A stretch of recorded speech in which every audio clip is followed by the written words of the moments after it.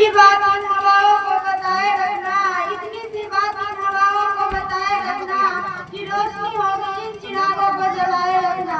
लहू देकर की है जिसकी हिफाजत हमने, लहू देकर की है जिसकी हिफाजत हमने, ऐसे तिरंगों को मन में बसाए रखना।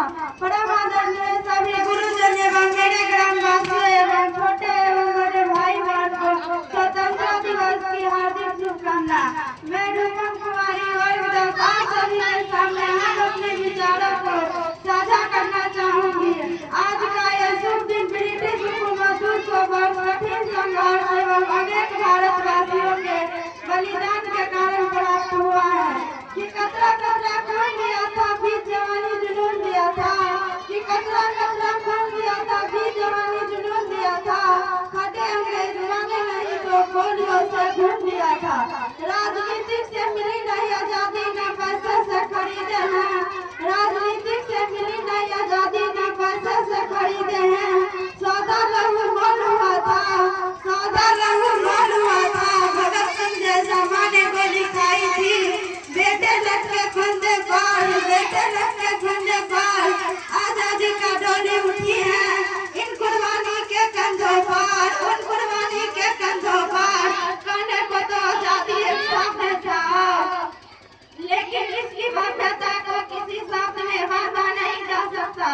आजादी का असली अर्थ विकास के पथ पर आगे बढ़ते हुए अपने देश और समाज की ऐसी दिशा ले लेना जिससे इस देश की महानता की खुशबू चारों ओर फैली। तो मैं कहना चाहूंगी कि आजाद ये हिंदुस्तान नहीं होता, आजाद ये हिंदुस्तान नहीं होता अगर किसी माँ का बेटा इस वतन के खातिर कुर्बान नहीं होता।